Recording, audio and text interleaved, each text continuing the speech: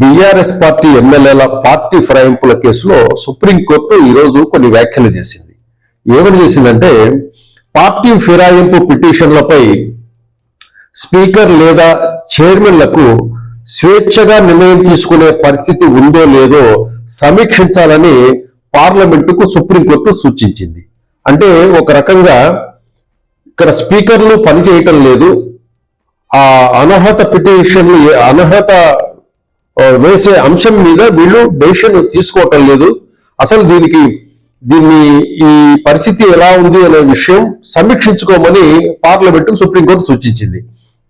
అట్లాగే బీఆర్ఎస్ ఎమ్మెల్యేల అనర్హత అంశంపై విచారణ సందర్భంగా ఎవరైతే 10 మంది విచారణను ఎదుర్కొంటున్నారో వాళ్ళంతా విచారణ ఎదుర్కోవాల్సిందే. ఈ పరిస్థితి అంతా ఆపరేషన్ సక్సెస్ పేషెంట్ డెడ్ అన్న పరిస్థితిలాగా ఉండకూడదు అని చెప్పేసి కూడా సుప్రీంకోర్టు వ్యాఖ్యానించింది.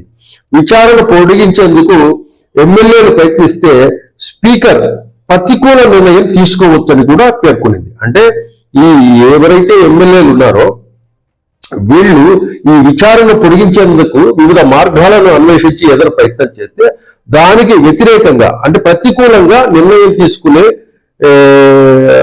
హక్కు ఉంటుంది స్పీకర్ అనేది కూడా, ఆ విషయాన్ని కూడా సుప్రీంకోర్టు చెప్పింది. ఏది ఏమైనా ఏదైతే తెలంగాణలో బీఆర్ఎస్ ఎమ్మెల్యేలు కాంగ్రెస్ పార్టీలో చేరి ఇప్పుడు కాంగ్రెస్ పార్టీ ఎమ్మెల్యేలుగా చలామణి అవుతున్నారో వారి మీద అనర్హత పిటిషన్ త్వరలో అంటే రాబోయే 3 నెలల్లో అది యాక్షన్ తీసుకోవాల్సిందిగా కూడా సుప్రీంకోర్టు చెప్పిన తీర్పునిచ్చింది.